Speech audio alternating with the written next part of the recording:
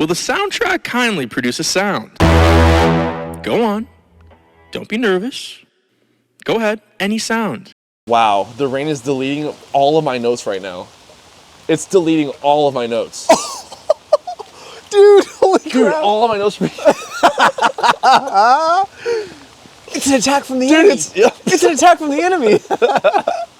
Well, that isn't quite what I had in mind.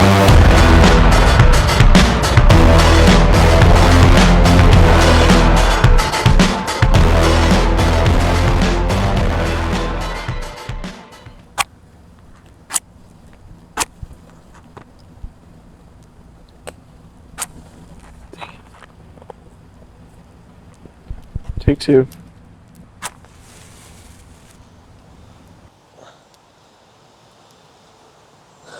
Smoke's going right in my eyes.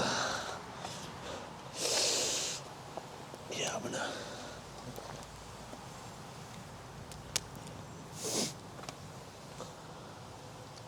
Well, welcome to the second floor experience, Zach. Glad to be here. It's a little bit of a dreary day, one could say. The fact that we are here right now, dude, it's pretty astounding. He is a miracle worker. Just so everybody knows, if you're just listening, you're not watching, it is like completely overcast. It's sprinkling outside. We have my tent's rainfly set up on shovels, covering the cameras. On shovels. On shovels. You heard that right. 3 shovels. And we have an entire thing of logs on this fire. I'm talking like triple decker. Well, it probably took us it took you probably like 2 hours total to get it going like it is now. I started it inside. Do not recommend that. Dude, my whole room smells like smoke. Upstairs. It smells like just straight up smoke. We may question many of the things we've done to set up this podcast, but you know what? We made it. And the fire didn't give out on us, and so we're not going to give out on the fire. That's right. And we have a message for you listening today.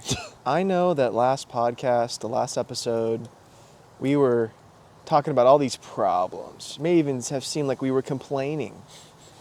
May have seemed like we were just Debbie Downers, offering no solutions. One might call us an armchair quarterback, Zach. One might. For sitting there and talking about the church and all the things wrong with it, but not coming up with any solutions or really giving some good critiques as to what we could change. And let me tell you, folks, we're here to solve that today. We're here to offer some solutions. Yeah. Some critiques. We've done some mining. We've done some mining. Week. We've got some gems for you. So stay tuned as we dive into this week's episode of Second Floor Experience. You will never know when you tune in where we're going to be. We could be on a freaking pyramid in Egypt. You don't know. Dude. We could be in a freaking mine. We could be on the porch of $1 million house. I don't know. A mansion. We could be in like VR or something. Who knows where this will take us? So I'm so glad you're along for the journey. This is coming from the second half of Clyde Reid's book, The God of Vaders. Okay, dude, before we go into that, dude, when you said the God evaders on the last podcast, dude, I thought that you said the God of Vaders. That's what I heard, and that's what I was saying the whole time, bro. No way. Yes. I couldn't tell. I swear. I couldn't tell. I was saying, yeah, the God of Vaders. I was like, dude, I don't even know what that really means, but it sounds sick. God of Vaders. I only figured it out when I was editing post-production. When I was podcast? looking up, I was like, dude, what is this the God of Vaders book? No way, Couldn't dude. find it, and then I typed in Clyde Reid and found the God Evaders, and I was like, wow, makes so much more sense now. That is hilarious. So we've been trying to figure out, so if we've unknowingly been a part of the God evaders. And so now we're transitioning to the other side. And we've been trying to come up with an adequate name. And so as we get into this episode, you're going to hear the name that we came up with. So you got to stay tuned because you got to understand what it means before you can understand what it is. Right. Yeah. So Dude, just to give you guys a rundown, Zach's getting absolutely destroyed by the smoke right now. Suffocated. It's all right though. Essentially, we have 4 things that we're going to go through, and we're going to end on a 5th, which is going to be basically our solutions. And so we're going to talk a lot about solutions for each one of these, but we're going to end on a hopeful note. Okay. So number 1 is evasion. So you're just gonna dive in? You're diving into the book? I'm diving in, dude. All right, dude. All right. I want to hear what you think, but there's just kind of a lot, and so I want to make sure I can get through some first. We have evasion through worship. Number 2, let the minister do it. Number 3, the scholarly sidestep. Number 4, buildings over people. And then you have number 5, which is going to be our solutions. So, essentially, Reid breaks down that I'm going to read a few quotes, just simply, I'm sorry if you hate that, but he just says it so much better than I could even ever hope to say, frankly. Something as beautiful and as intricate as this. So, essentially what we have is an evasion of God through the way that we worship on Sunday mornings. So he says, surprising though it may seem, the traditional Protestant service of worship is designed to prevent genuine worship. If that sounds too harsh, let us say at the very least that the Protestant service is designed to permit only a minimal degree of genuine worship. The service is so filled with noise and movement that there is no time or opportunity for genuine personal internal worship of Almighty God. Let me insert a caveat at the beginning of all of this. These are general statements. You may not have experienced this. You may have experienced part of this. You may not have words to say what you've experienced. But I think that we can all say that if we've been in church one time or another, we felt overstimulated. We felt like we have to literally work overtime to connect with God during worship because it can be so intense. I've also had times where I'm like so immersed in the Spirit during worship, it's insane. So please just take this with a grain of salt. Yeah. I will say.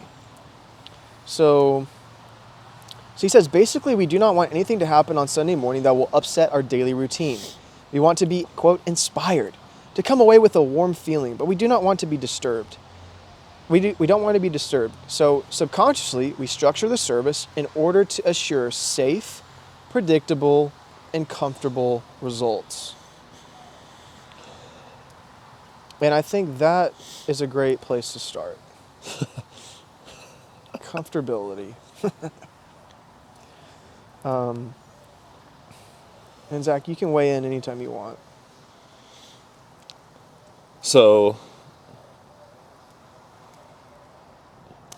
I mean, with worship, dude, that's just, I guess, what I'm reminded of when I hear him say that is the whole, like, you know how people, there's I don't know, I've heard it said where people are like, oh, we don't want to get too crazy because we don't want to drive away like the new believers, right? Or people that might get like scared off. Which I understand, that's a real thing.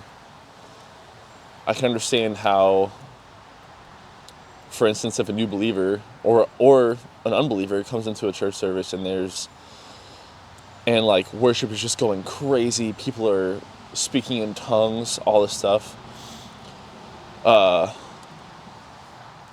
which you're not supposed to do without an interpreter, but that's another thing. But I get that that's like a real fear. But it's just always that going into worship with that mentality has always kind of bothered me, because you're going in with this fear of like what God's gonna do, pretty much, right? It's like you're going with like, I don't know, I just feel like when you are like, I've always heard it said that like God is a gentleman, right? And so in a setting like that, if you're truly led by the Spirit and God is truly, all right.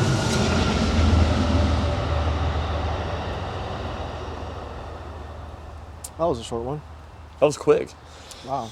If you're truly led by the Spirit and God is truly moving in that moment, right? I don't think it would be weird to non-believers or new believers. If it's genuine. If it's genuine. Yeah. If God is genuinely moving, it shouldn't be this weird thing that people are collapsing or like speaking complete nonsense that no one's going to understand at all, or people are just, growing limbs or random crap like that. Do people experience miracles in worship services? Yes, absolutely. I believe that happens. Does the Spirit move? Do the spiritual gifts sometimes operate within worship settings like that? Yes, absolutely. But I don't know. It's like you said, like it's like he said, it's like we have this fear of, oh my gosh, I'm sorry, dude, this smoke is killing my eyes. We just have this fear of what God is going to do sometimes. Yeah, and therein lies what Clyde Reid is getting down to through all of these, is we seem to have, it's not really a conscious fear. And so when we're saying fear, I mean, to be honest, like a lot of people really are afraid of what God would tell them to do, or what he would ask them to do. And so a lot of times we create these things where we have to focus on the lights, the sound, the quality, like all of these things, and to busy ourselves rather than just sitting and truly coming he calls it like coming face to face, spirit to spirit, your spirit to God. And in that communion is true worship. And you have like Romans 12:2, which is live your life as a living sacrifice, holy and pleasing to God. This is your true spiritual worship, right? But this does not mean that singing is not also worship. Like the worship that we do on Sunday mornings, if it's genuine and it's singing, that is worship too. It's a both and scenario. But the problem becomes when the emphasis is just on the show.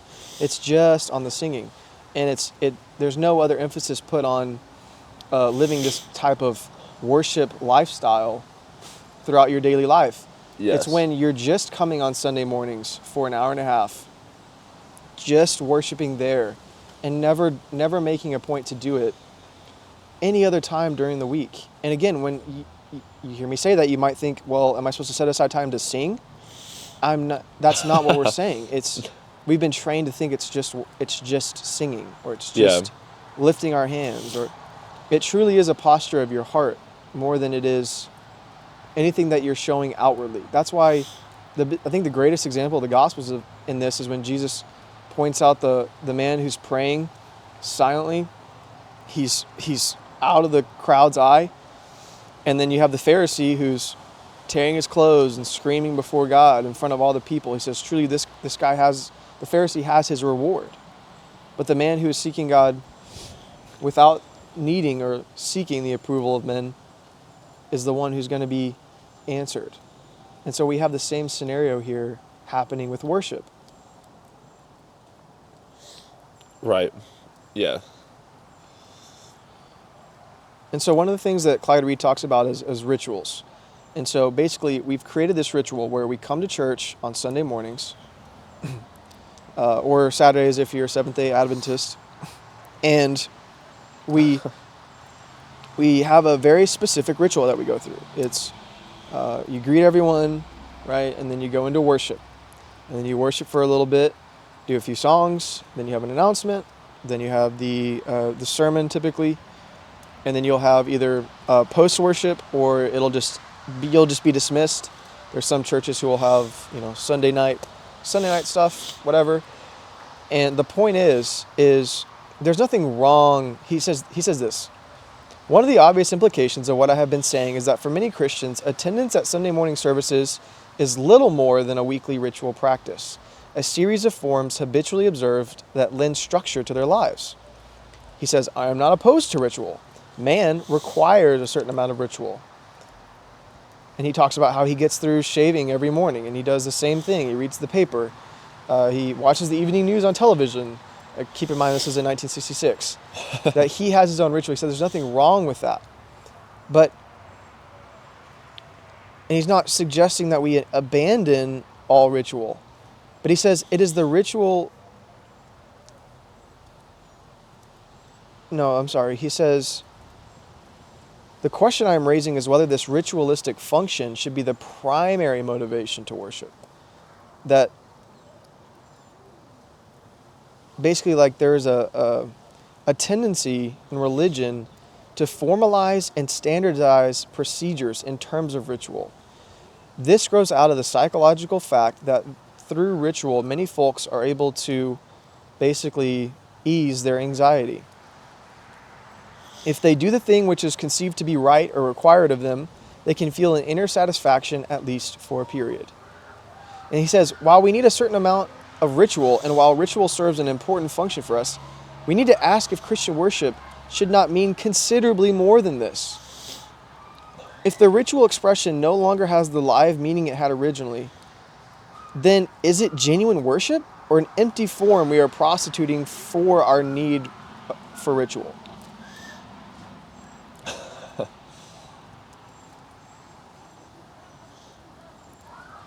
Does it keep going? No. Yeah, I mean, that's all I have for that one. I mean, yeah, dude, I feel like, worship really, down to the core of worship is exactly what Paul says in Romans, is that worship is truly, it's how you live your life. Your life is before the New Testament, we've talked about this before, how before the New Covenant, the way to worship God was through sacrifices. Literal, offerings, sacrificing animals, food, whatever. But now under the New Covenant, we no longer have to sacrifice animals or things of that nature to worship God. Now we offer our very lives as sacrifices in worship to God. So that means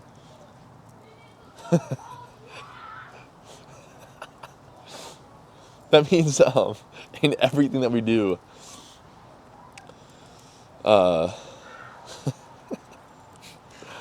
Some kids just started jumping on the trampoline right next to us. Yeah. This is awesome.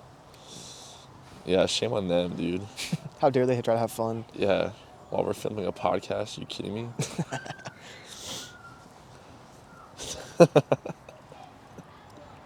So this is interesting too. He finishes by saying basically, this helps us understand why the churches have failed to take the lead in attacking social evils of our day, and they'll fail to function even as the moral conscience of our society. He says this is faithless worship without faith, and cannot be confused with the genuine worship in which we basically get past these rituals. It is empty ritual and underscores the spiritual poverty of the ritual seeker if it satisfies his worship needs. He says Protestant worship, as we typically see it on a Sunday morning, is too often an expression of our evasion of God through religion. Not always, I'm saying this, but it typically is. So I think that one's kind of... Do you have any more thoughts on that? That one's kind of self-explanatory.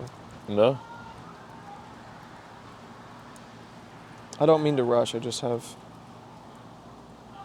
a few more to get through. Dude, Clyde Reid just hits it on the nail. He does. He really does. Okay, so the next one, number 2. It's called Let the Minister Do It. And this one's really interesting. Basically, he frames this as what he calls an unconscious conspiracy between both the churchgoers and the pastors. And he'll interchange those terms, churchgoers for laity, and then ministers for pastors, or clergy for pastors. Because I think he's from a Presbyterian or a Methodist background. Oh, gotcha. So he frames this in a way that the religious people, the churchgoers, us, unconsciously put pressure on the pastors to do things, or to be perfect, and to pretty much do anything other than their main pastoral roles, typically, like reaching the lost, evangelizing, etc. And the churchgoers, in turn, also unconsciously contribute in their own way to this unconscious conspiracy by... No, I'm sorry, forgive me, that's the other way around. The ministers unconsciously do so by being... let me just read it. He says, because the minister is regarded as the expert in matters of religion, there is a clear tendency to let him do all the religious thinking, reading, speaking, and even praying for the parishioners, or the people. He becomes the representative man in religious matters, much as the lawyer is the representative man in legal matters. And each person basically expects him to keep up with things. The minister then becomes the one who maintains the congregation's relationship with God for them, and they are freed of that burden.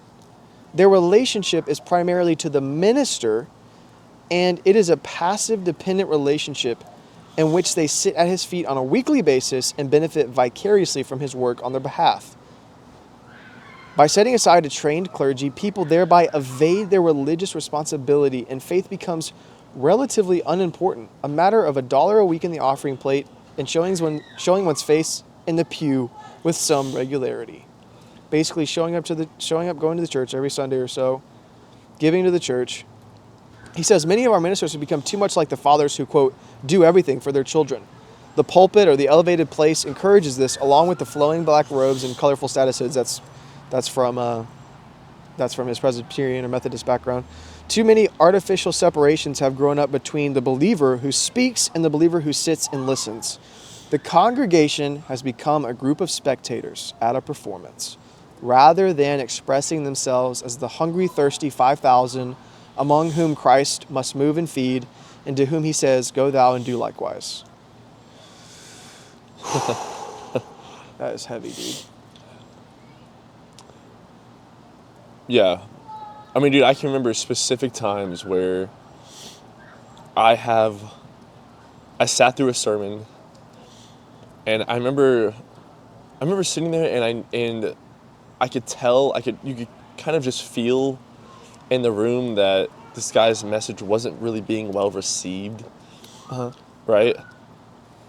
And I remember leaving that service, and someone came up to me, and I mean, it was someone that I know, and they literally told me, they were like, dude, that was the worst sermon I've ever heard in my life.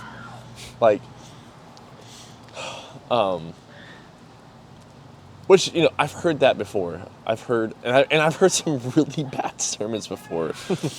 But I remember sitting there in that service and thinking to myself, okay, this sermon is kind of rough, but I'm looking at this guy up there who's not much older than I was at the time. He looked like he was in his, early 30s.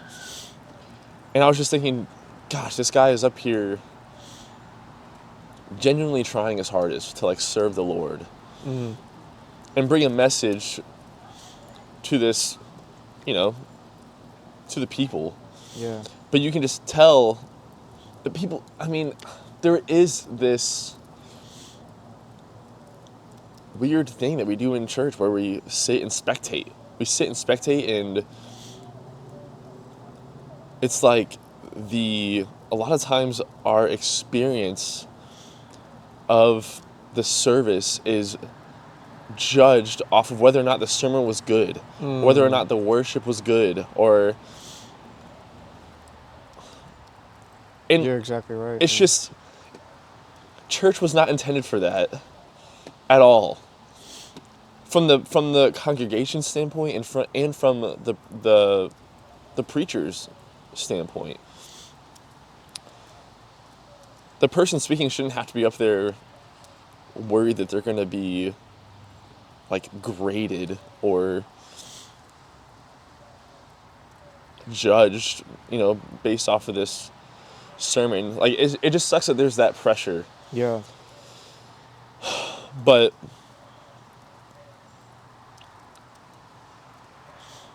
at the same time, it's like, from the congregation standpoint, that's not even the reason that we're going to church. In my opinion, I don't think the church was created for Christians to get together and spectate a TED Talk. I think it was created for believers to get together and fellowship. And yes, there is teaching involved. That's not all there is. That's not all there is. It's really just become, that's like 90% of what we do. And then we just kind of leave the 10% hoping like, yeah, I hope people get discipled, or like, I hope like we go out and we do this, we do like help someone in the community, which those are good things, but those should be the main, it should be flipped almost. Like, it should be, that's the 90% of what we're doing. Yes. Yeah, so, 100%. Yeah, I totally agree. I think it puts a lot of pressure on pastors too, where we have this thing where it's like, oh, we're thinking about having a pastor come on, like, how good of a communicator is he? Which is important, but that becomes like one of the main things. Or how many followers does he have? Or what did he do at his last church? Did he improve the church? Did he improve the building and do these other things? Oh, good, then he can help improve us too. Yeah. And so then he kind of moves on to talking about basically how this guy was visiting these different pastors after they came out of seminary training, basically where they go to get trained to become ministers, if you don't know. And he said, basically on top of their desk, on top of their books that they had from school, was what they were presently concerned with: a roll of blueprints, a file of negotiations between the congregation, the bank, the board of missions, samples of asphalt tile, and a plumber's estimate. He said he believes that many ministers are suffering from a sense of vocational guilt because of the extent to which they are engaged in activities other than which they intended and prepared for. Another gentleman puts it like this: one is tempted to say that nothing corrupts the minister today as much as the church.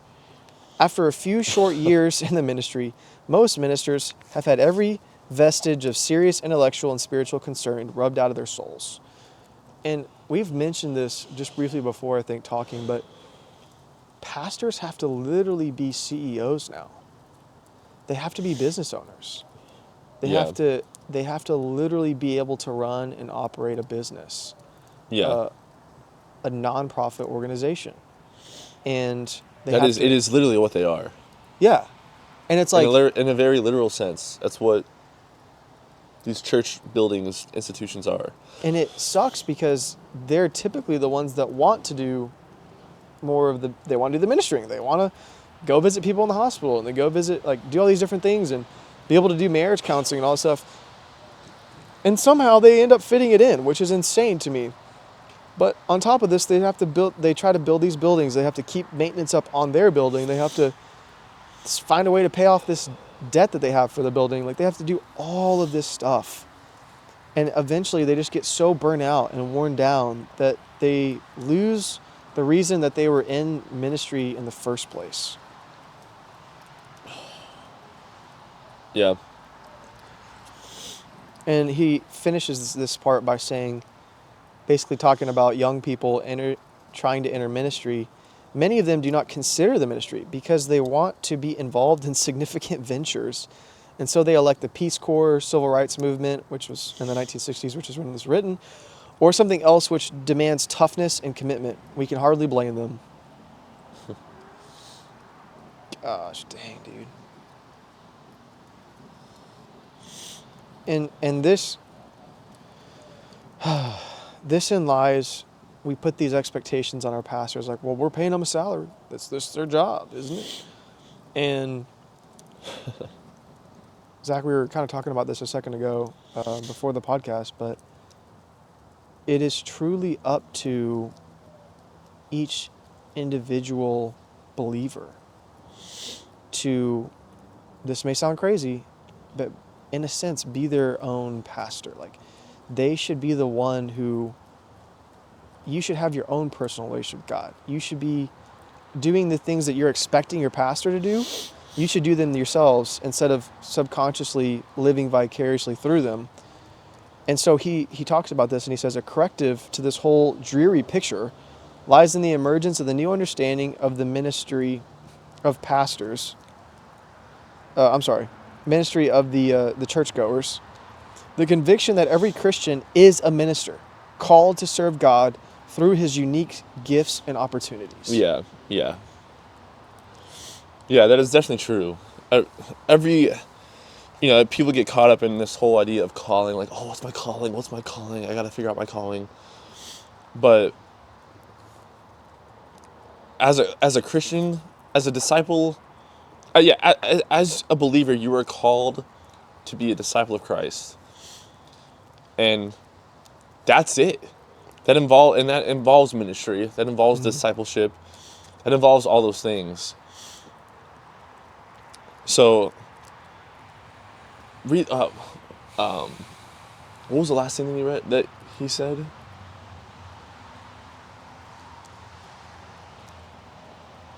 Or did you go past it? Sorry. No, I got it. A corrective to this whole dreary picture lies in the emergence of the new understanding of the ministry of the churchgoers. Us. The conviction that every Christian is a minister, called to serve God through his unique gifts and opportunities. Yes. Right, okay. And what I was going to say following that is that, yes, I agree with him that, yes, like we all are called to be ministers. I think that's something that the American church misses a lot nowadays. And when we say you're called to be a minister, that doesn't mean you're called to be a church pastor or like a worship leader, right, or not even, you don't even have to be on staff at church at all. It just means you are, wherever you go, you are a witness of Jesus Christ. But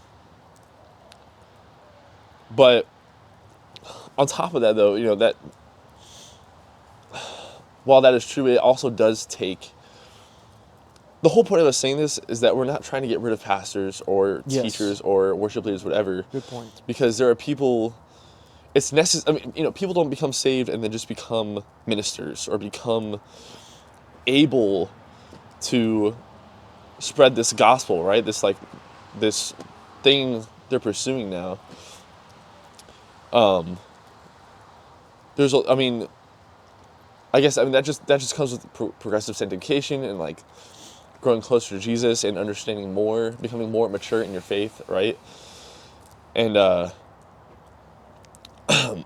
which in turn allows your ministry to be more effective as you become closer to Jesus, as you learn from believers who've gone before you and who are there to disciple you. But that's not really the model that we have right now. Yeah, good point. So, yeah, sorry. No, that was great. One thing that he talks about, which I'll just briefly mention, is the scholarly sidestep, which I've definitely fallen into this a lot for sure. Basically, he sums it up. I can sum it up by saying like Zach and I go to SAGU, we do all this stuff, right? We do all this studying, write these papers, and the whole point of doing all that is to actually make a difference.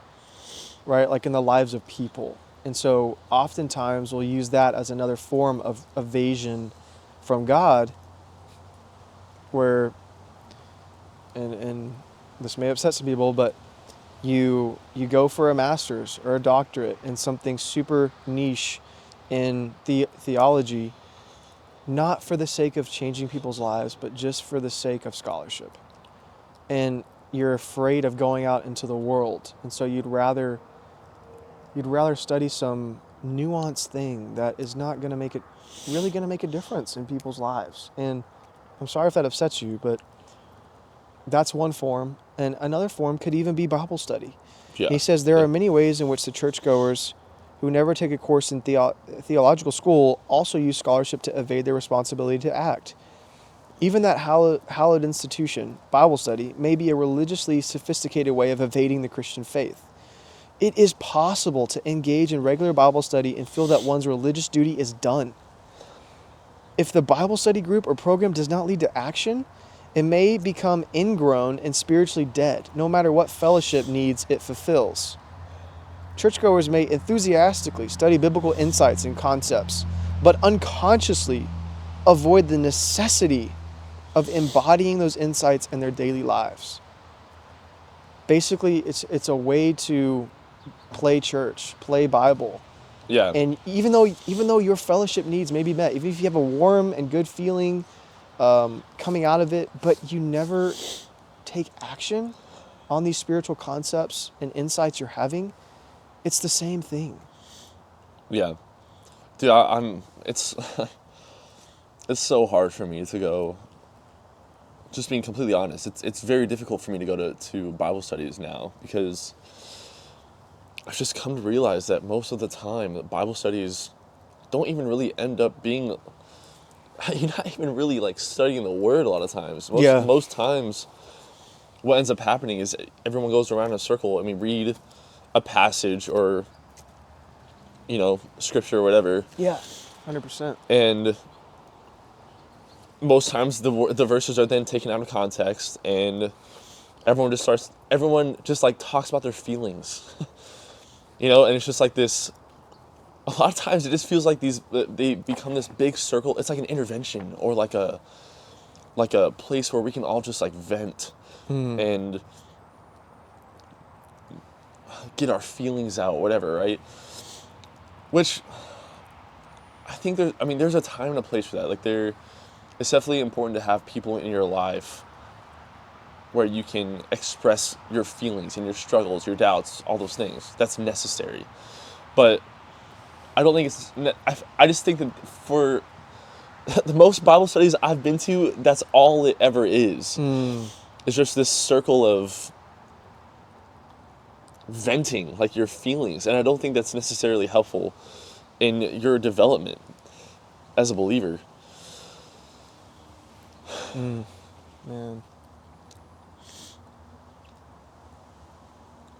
And again, we are not trying to be Debbie Downers. We're gonna be offering. We're trying to offer during all of this like the right heart posture. Yeah.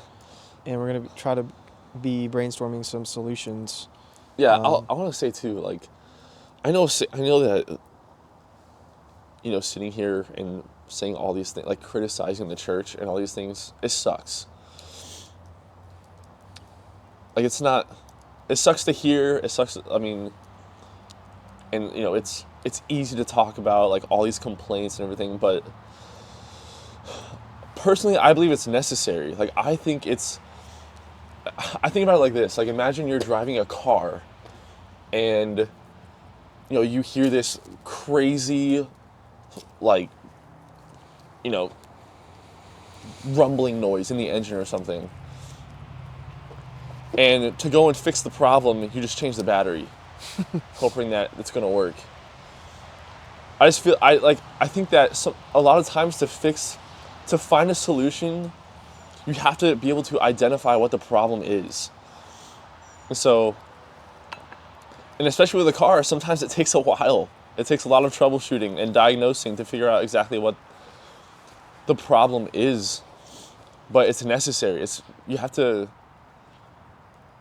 a lot of these things I feel like with the church are, I don't know, I guess these frustrations and everything we talk about, they're like symptoms. Yeah. I feel like they're symptoms. And so you They have are. to talk about and poke at and try to find these problems and issues to get down to the core. Because if you can't identify the real problem, then it's going to be very hard to find a solution. So that's what this whole thing is that's what we're trying to do here. So Exactly. yeah. And the last main point before the solutions that we'll go through is buildings over people. What? No, I'm battling the smoke, dude. I'm battling it.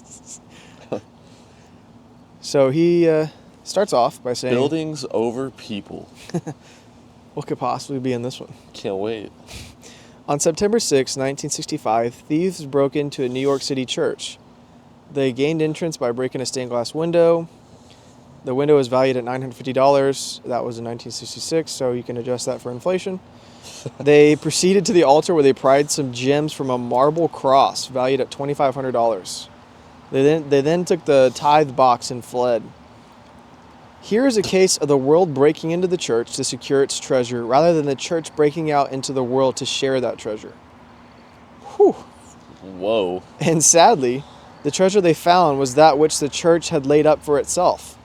The parable is complete when we face the hard fact that too often, where the church's treasures are, its heart is also, in its buildings, its windows, and its marble crosses. In fact, one of the obvious forms of our religious evasion in the context to which we invest our energy and treasure the extent to which we invest our energy and treasure in lavish religious buildings used primarily for an hour a week on Sunday morning.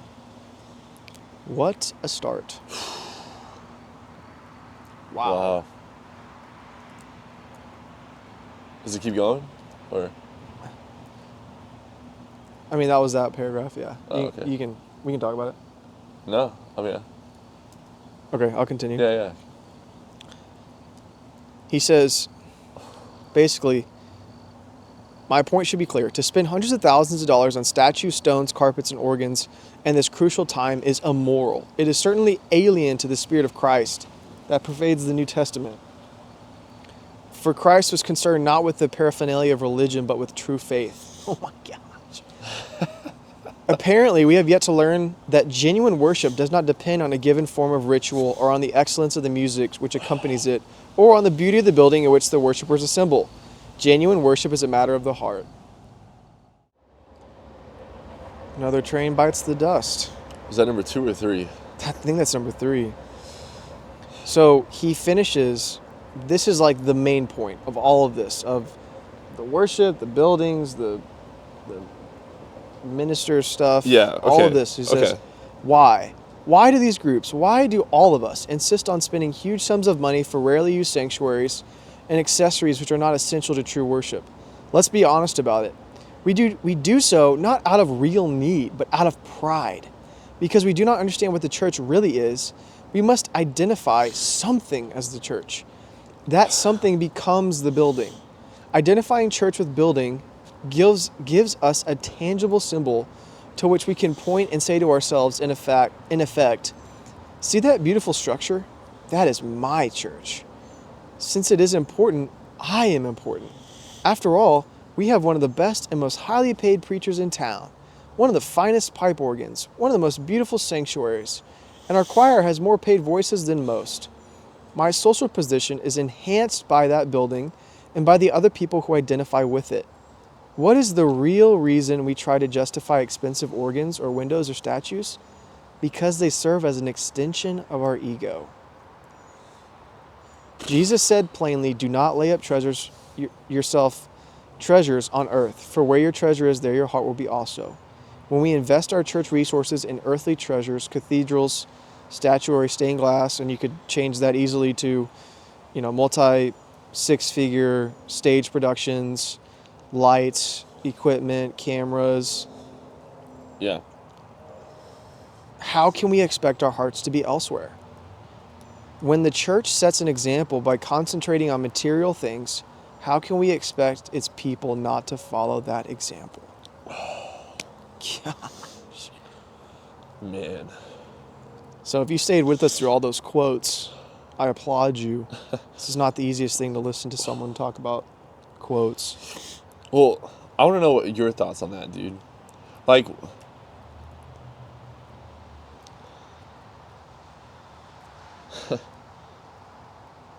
do you think that that is what goes through the typical believer's like mind? I don't think so. Okay, I wouldn't say that either. I think it's unintentional. Yes, which is what we talked about before. Is again this unconscious conspiracy. We all have this group think, and then when someone like kind of has a little bit of a pushback on it, we just don't question that because that person just doesn't want to be. No one questions it because you don't want to be seen as weird or against the church, and will so easily ostracize or throw out somebody for doing that. Yeah. But I don't think pastors think this. I really don't. I don't think churchgoers think bigger, Yeah, this is my ego. This is an expression of my ego. Yeah, I don't think people are saying that. Typically what you see is churches say, hey, we're at capacity. We need a bigger building so we can do more ministry. Yeah. The yeah. ministry is equated to the building. Yeah. It's like the focus is on empowering the building instead of the people. Yes. With the hope of ministering to people, but it rarely ever happens. Like to the extent on of which any real like deep level. Yeah. 100%. Yeah.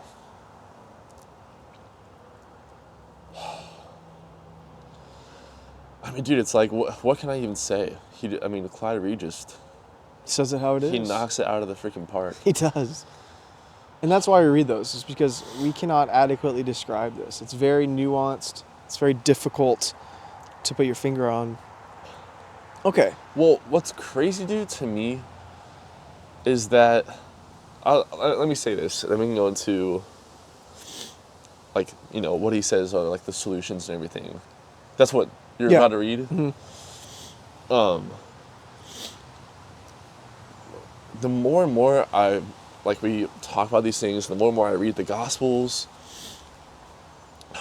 and really meditate on this whole thing, the more, dude, I really think that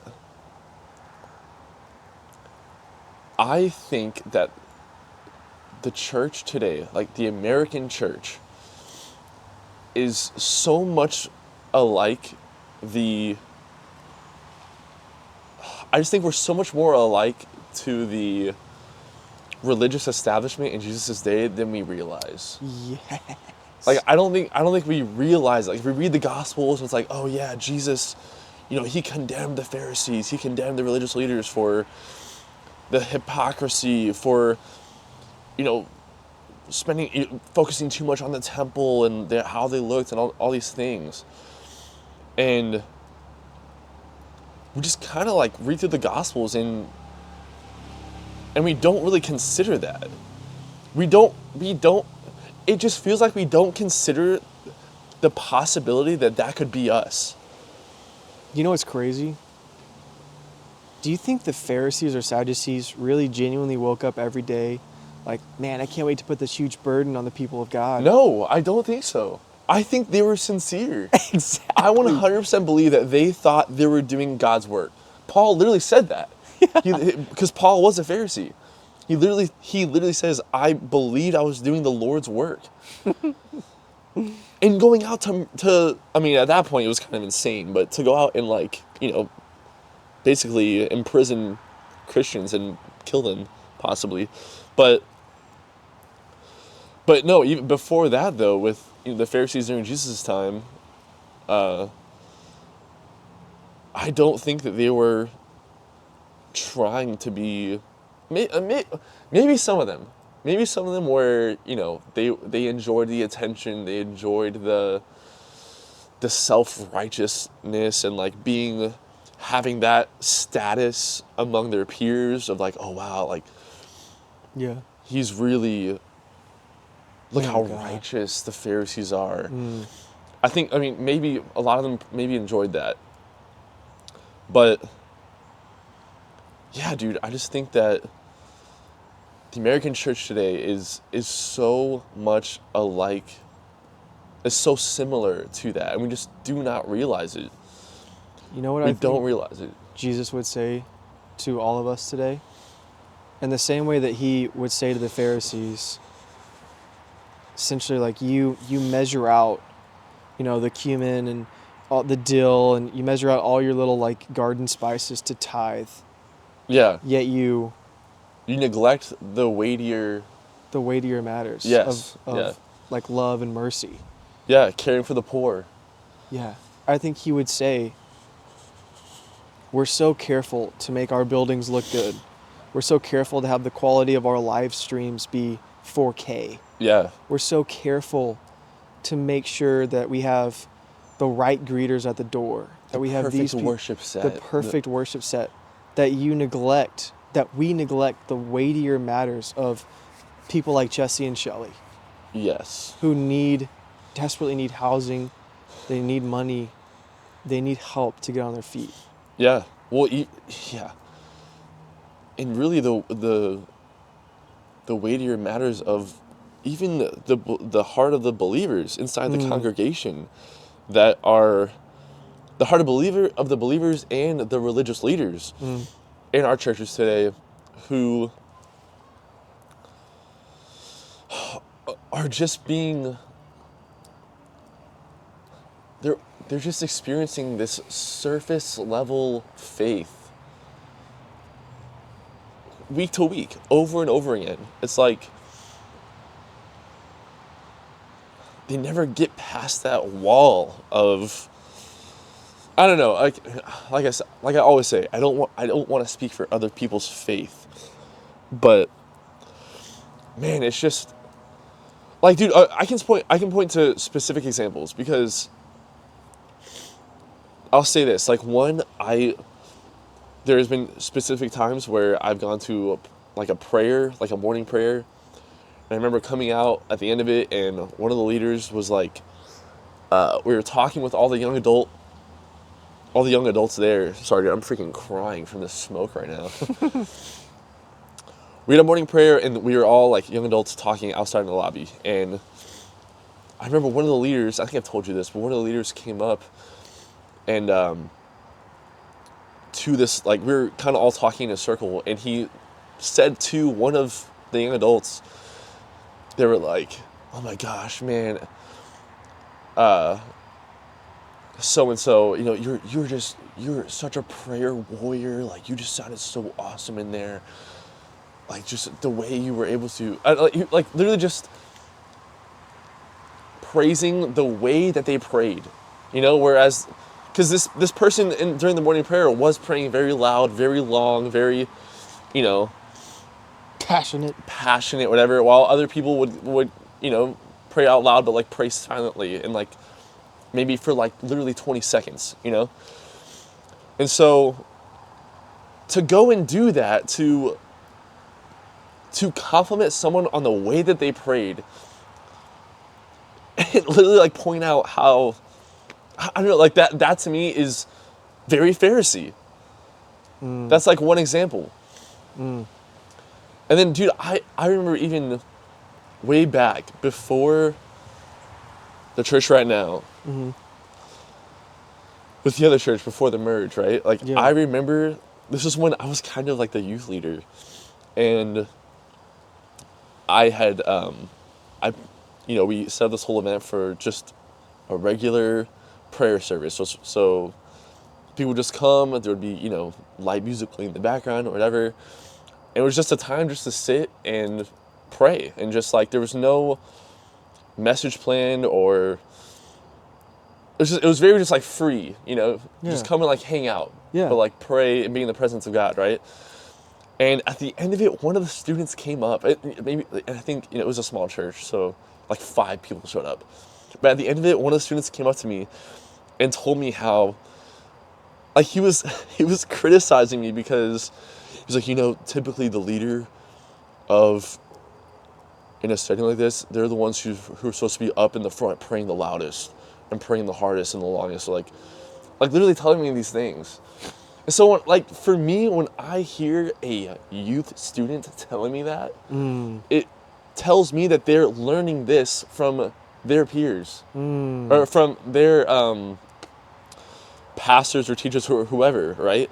And so it's like you're literally measuring someone's faith by these outward actions, like by these outward appearances, which to me, it's literally exactly what Jesus condemns on the Sermon on the Mount, in the Sermon on the Mount. And so, yes, people might not say they might not say things like, yeah, the church is just an extension of my ego or something along those lines.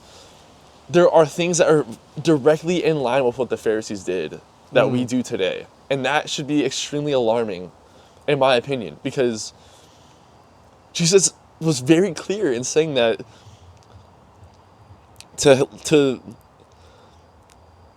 that people of that nature, right? I don't know. Like, they will not be the ones to enter the kingdom of God, basically. Yeah. He was very clear in that. So, Dang, dude, that's so freaking good. I just think we should be very alarmed. Yeah. I think we should be very alarmed. Because that was the mistake of the Pharisees, is that they thought that they were all good. They thought that, I don't know. They were it. They were it. They were the ones. So I think we've gotten super like philosophical and theological and all that good stuff. Let's get practical.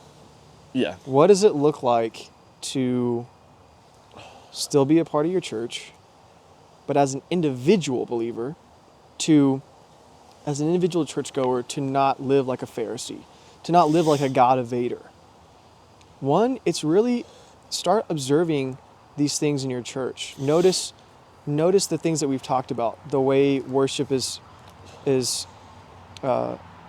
brought, is had, or practiced. Look at the way that, listen and observe to the ways that your fellow churchgoers talk about their pastor. Listen to the way the pastor talks about the churchgoers. Listen, keep your ears and eyes open, and I believe the Holy Spirit will show you these things. And the second thing really is in your own worship, meaning like your connection, your communion with God throughout your daily life, yes, on Sunday morning when you sing, and through all the other acts that you do, you commit to God, be genuine. Be genuine in that worship, and recognize that you're doing this to connect with God. When you pray, don't just mumble, don't just recite empty words or just say things that you think are going to sound good in a group setting or in an individual setting. Truly connect to the heart of God. Be genuine in your prayers, in your service, and things at work. When you're doing things at work with your family, truly pray and try to be genuine with these things, because that's what Jesus preached about. It's about the matter of your heart. And Zach, I'm sure you can say more about that too, but you kind of just did. It's just like, don't be a Pharisee. Truly try to be what Jesus said, and be a student of the Word. Be a student of these books and different things, like compare and contrast, challenge, question. God's not afraid of your doubts. He's not afraid of your questions. Yeah. Do you have anything to add about that sort of individual before we get to the more broad practicalities? Oh wait, I want to see what Clyde Reid has to say. Okay. He says, it's now perfectly clear that the law of religious evasion extends to every aspect of church life. We structure our service of worship so it's carefully to limit genuine worship to a minimal experience. We employ the pastors in such a way that they become buffers between us and God, religious professionals who fulfill our Christian duties for us. We use scholarship as a means to avoiding the unpleasant tasks to which the Lord may be calling on us. We use the church's money in expensive and luxurious buildings which are not functional in terms of the task ahead of us. These are kind of obvious. There are countless others. Evasion is a slippery and subtle thing. It is the process of unconscious choice to do something else instead, which I have in mind when I use the word evasion here. Basically, rather than doing the Lord's work, we have simply chosen at some deep unconscious level to serve ourselves first, and all our energies seem bent on that task. It's not malicious, it's just what happens. And so he says, it seems to me, okay, here we go. Okay. This is the hope here. It seems to me that there are really only 5 possibilities open to us today. Let us state each one of them briefly. First, the first possibility is simply to abandon the churches altogether. This is an attractive option for many people. This is the deconstructionist. It saves time, energy, money. It frees us from many of the unpleasant features of church life today. The difficulty is that no matter how corrupt our church institutions may be, God is still real, and we need some structure, some fellowship through which to share and test our relationship to God. Yeah, 100%. I agree with that. The second possibility is to maintain our church institutions as before. This means you must dismiss the prophets of doom like myself as cranks and justify what the churches are currently doing by citing all their good works.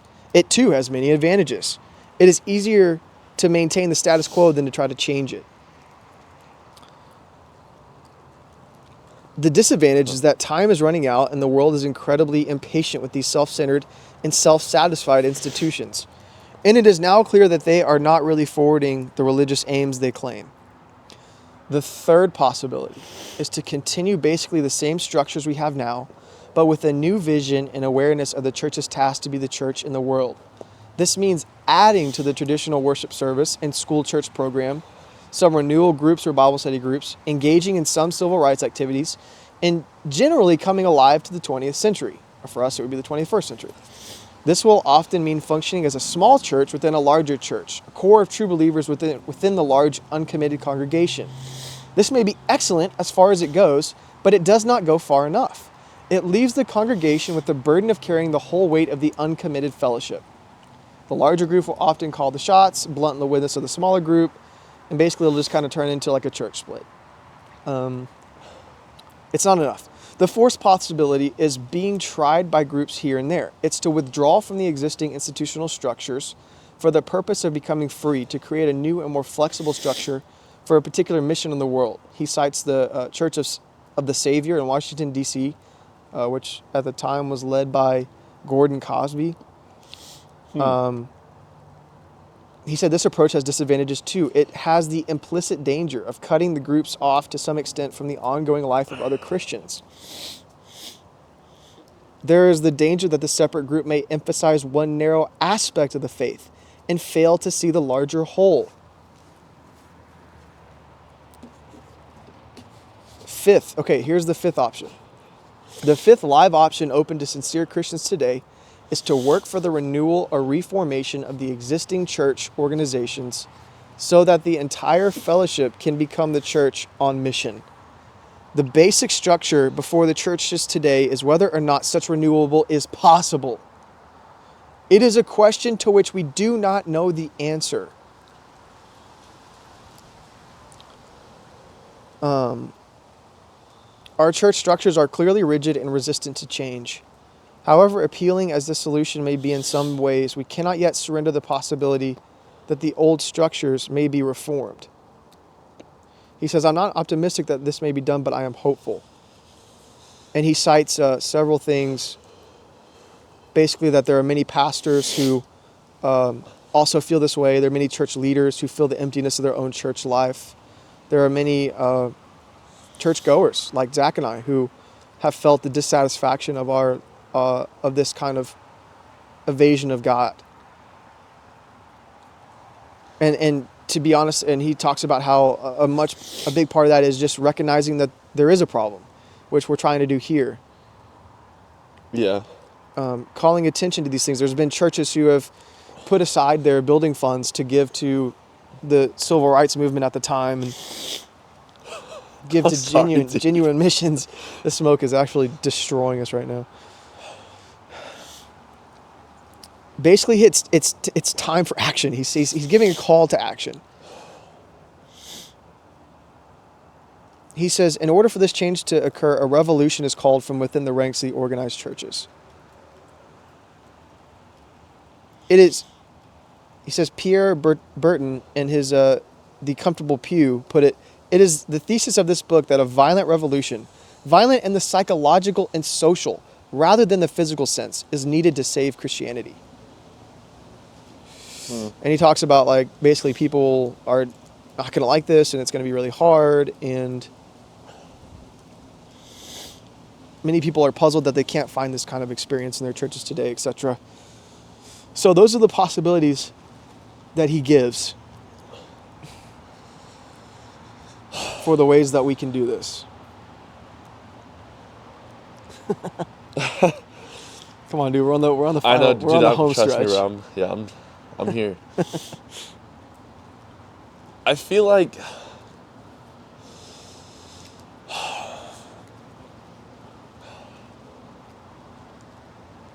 I don't know, dude. There's so many different ways that I think that... Okay, because in reality, I don't think from what I have studied, I don't think the New Testament really gives a straight up, like, this is how church is to be done, right? Like as far as structure, all we know is that there were elders and there were deacons, and then above them were like the apostles that were spreading the gospel at the time. And then within the church congregations, within those communities, you have the fivefold ministry. There were those who operated within the pastoral gift, the prophetic gift, evangelistic, right, teaching, all those things. And then, of course, all the spiritual gifts. But I don't know, like, we live in a completely different world than they did now than they did then. So I don't know if there's like a one structure that will always be fitting for all of time. For sure. So that's why I feel like it makes it tough to, like... There's not one clear-cut answer. There's not. There's really not. It's not let's just get rid of the building. Let's just get rid of the way we do this, or let's just restructure our churches, because humanity is always going to have a ritual. You're always going to go back to that. You're always going to go back to a central place of meeting that's easiest for everyone. I mean, there's just no getting around that.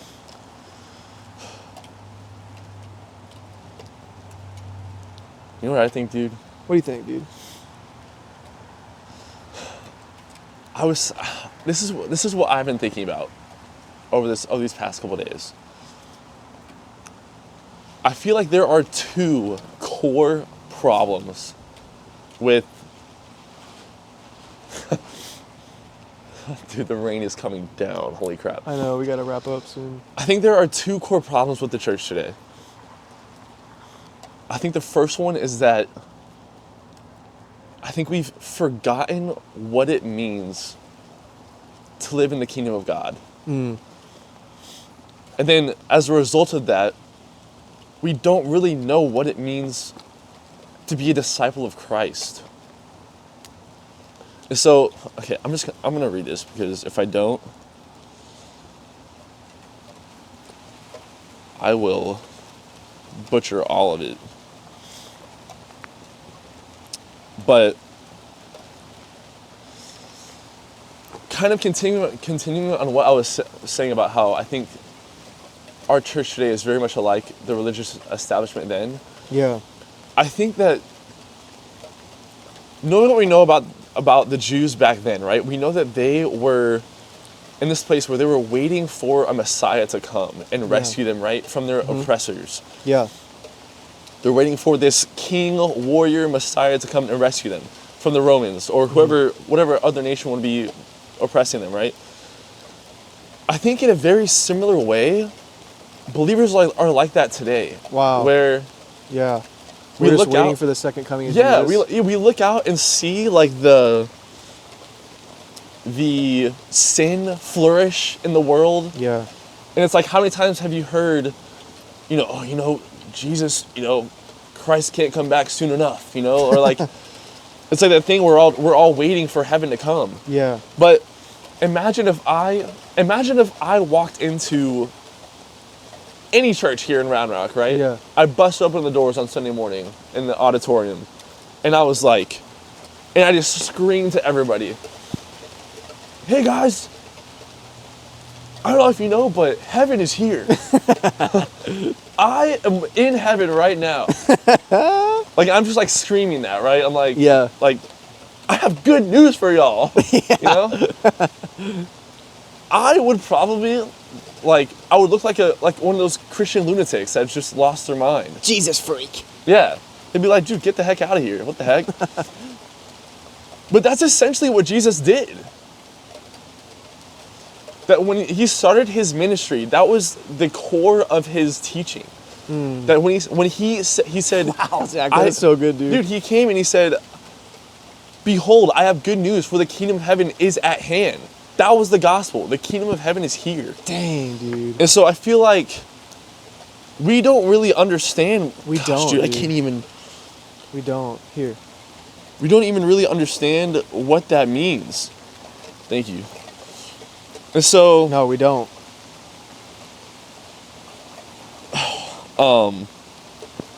sorry, I'm looking at my phone in the rain here. Take your time, man. No rush. So the reason why this was so foreign to the religious leaders in that time, the idea that you can live in the kingdom now, is because the religious establishment, instead of serving God, they served the law. And so, wow, the rain is deleting all of my notes right now. It's deleting all of my notes. Dude, holy Dude, crap. all of my notes. It's an attack from the Dude, enemy. it's an attack from the enemy. frick, dude. It's literally Oh deleting my your gosh, notes. dude. Holy crap. That's Okay, wait. crazy. I've never seen that. Right? I hope you guys know this But- is how much we care about this, because we're getting soaked right now. Yeah, essentially, that is the problem that Jesus was pointing out to. That's what he was trying to get at, is that they were trying so hard to be right with God, but in the complete wrong way by serving the law. And this is what Jesus was saying, is that he says that the law was created to serve man, not man serve the law. This is what he talks about the Sabbath. And so, oh wait, I don't want to get lost here. Oh my gosh. Dude, I'm sorry, this rain is just freaking.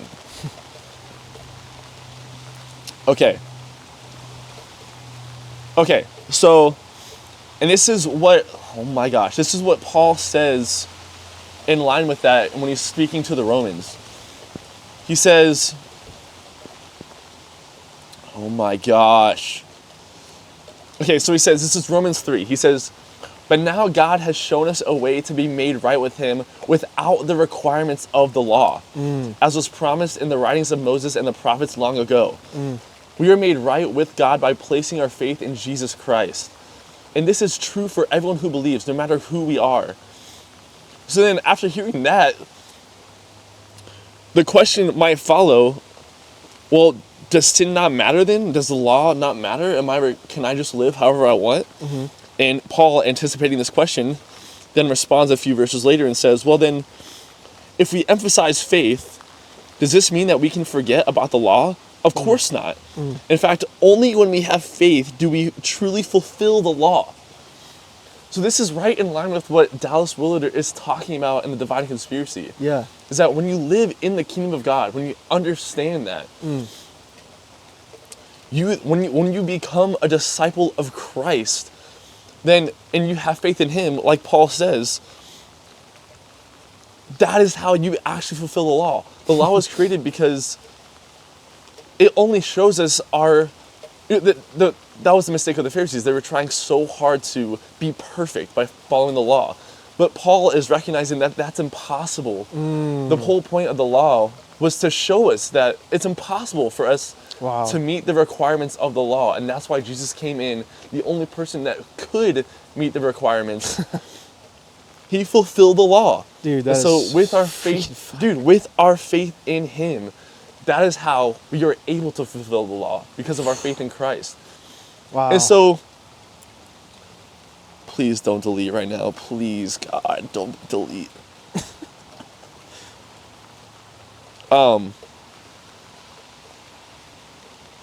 So by having faith in him, you are already now considered blameless. And by allowing his nature to arise within you, which is a lifelong process, but that is how you begin to live like Christ would. That is so good. Gosh.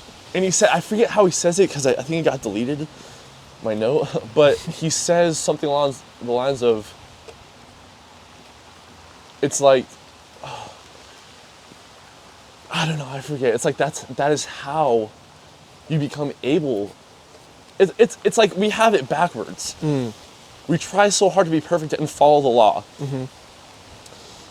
But it's impossible. We can't. The only way to do that is to put our faith in Christ. And by doing that, we will then naturally follow the law, because the nature of Christ will arise within us. Does that make sense? Yes, dude.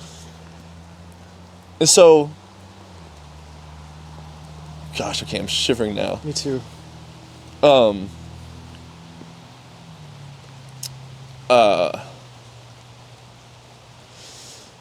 so I think that is why, when it comes to discipleship, like to enter into the kingdom of God, you have to become a disciple of Christ, right? Yeah. And I think that because, dude, for so long now, like, I've just heard so many times how the church, like we're just struggling with discipleship. Like I feel like the word discipleship is just so vague. Yeah. Now, right? Yeah, Like, it no is. one really knows what it is. It's No. like, No way. how do we disciple? Yeah. Go and make disciples. Like, we hear it's Matthew, the Great Commission, right? But no one really knows what that looks like, and it's so frustrating. But I think the reason that no one really knows what that looks like is because we haven't really understood what it means to be a disciple of Christ. Wow. So it's like, how can we disciple others If we don't even if we understand can't ourselves. even be a disciple of Christ? If we're not even living in the kingdom now. Oh my gosh, dude. You're Right? cooking. Holy crap. Dude, I think that is the issue. I truly believe it's like, I feel like the God Evaders, Clyde Reid, he did such a good job of identifying the problems and the issues. Yes. And I feel like Dallas Willard, if you go and read the Defined Conspiracy, I feel like his whole message on living in the kingdom, I feel like that is the answer to the problems. I feel like everything will just fall in line It really does, dude. when you're a disciple of Christ. Dude, I've experienced an insane transformation after reading this book and trying to actually do it. Like, to be I am truly, for the first time in my life, learning to be a holistic disciple and apprentice of Christ. And it is changing my life. It's changing my freaking life. It's changing my life, dude. And this makes me not want to, I cannot shut up about it. Like, I can't. Me neither, dude. It gets me fired up. And that is what we're missing. That's what we've been missing, man. Is like, I've had the spiritual highs. I've had the moments of empowerment, right? Like, those Holy Spirit fire moments. And there's a time and a place for that. But I've been missing the day-to-day empowerment. Yes, dude. The day-to-day living in the kingdom. Which is the best part. It's the best part. That's what, it's not just the best part. It's like the essence of our faith. That's what Jesus was trying to teach. Wow, I am shivering like hard right now. Dude, we can wrap this up, man. I feel like we just got to a Dude, we good just went point. 0 to 100, bro. I know we did go 0. Golly, the So- rain just like was coming down, Dude, and I it was was just a like in the moment. Dude, you were keeping the fire going just by your words. So that is what I believe is like the core issue. I think that is what it narrows down to. it is. That was Is beautiful. to understanding what it really means to live in the kingdom, like Jesus taught it. And once you understand that and become a disciple of Christ, and you walk that out and you live that out, then in turn you can disciple others Yes. and teach them how to live like Christ as you are. Yes. And then it multiplies and it goes and it goes and it goes. And then, then you can have a congregation of people and you can establish elders maybe or deacons. And you can structure the way that you have these services anyway. But like, oh my gosh, that's what I was going to say. Okay, I'm sorry. No, go ahead. Keep going. Oh, dude. Paul talks about in Romans. I don't think you're in the shot right now. I might not be. We're just freezing. Paul talks about in Romans how. Oh my gosh. Okay, sorry. This is what all God's leading in my notes. But I truly think that the church establishment today, in a way, has become our law. You know what I'm saying? Does that make sense? Holy crap. Like, Yes. I feel like, oh my gosh, okay. There's this, remember I said that quote a long time ago to you, where it's this guy that Dallas Willard quotes. And it's like, our church today, the establishment, we have all these oughts. It's like, we ought to have a sermon. We ought to have worship. We ought to just do all these things because it's just what we do. We don't even know why. It's just, it really is almost like a law that we follow. It is, dude.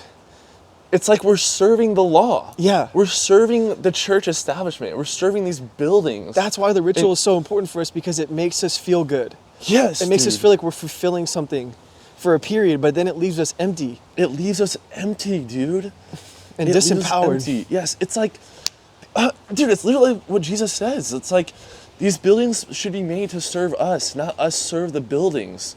And that's why You know, people like- don't want to come to churches, because they don't want to follow another set of rules. Exactly. I Exactly. think they think that that's all that religion is. Exactly, dude. Gosh, Okay. dude, that's so freaking true. I think I've said my piece. I think that's it. Gosh, I should have given you more time to do that. You were freaking, that was better than anything I said. God was speaking through you, man. Holy crap.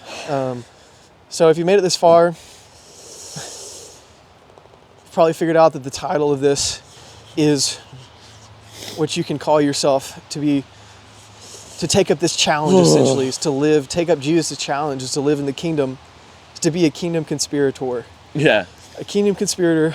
Yeah, we talked about the divine conspiracy, the conspiracy of silence, The unconscious conspiracy. the unconscious conspiracy. It's about time we're a part of a good conspiracy. Yeah, we're conspirators, man. If you want to be a conspirator, live the ways that we just described, the way that Jesus describes, Yeah, dude. and you will experience a life you've never experienced before. Yeah, and it really doesn't have to be complicated. It does not. It's we simple don't yet have to profound. complicate it. It's just becoming a disciple of Christ and living in the kingdom now. That's all it is. Oh, gosh, dude, there's smoke in my eyes. I'm freaking I'm wet. shivering I'm to death. freezing. We still got to get this thumbnail and got to get everything inside. So thank you for listening. Catch you next time. Peace out. Peace out. I can't even see the camera. I know. Please be running. my still. gosh. Please be running still. Oh. Frick. I want to talk to you. Not now, later. No, now.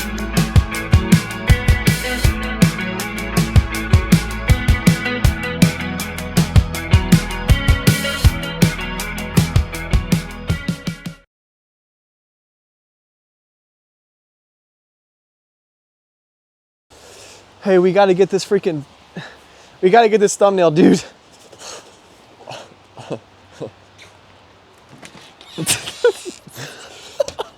Hey, can someone come outside real quick and help us just get a quick picture? Okay.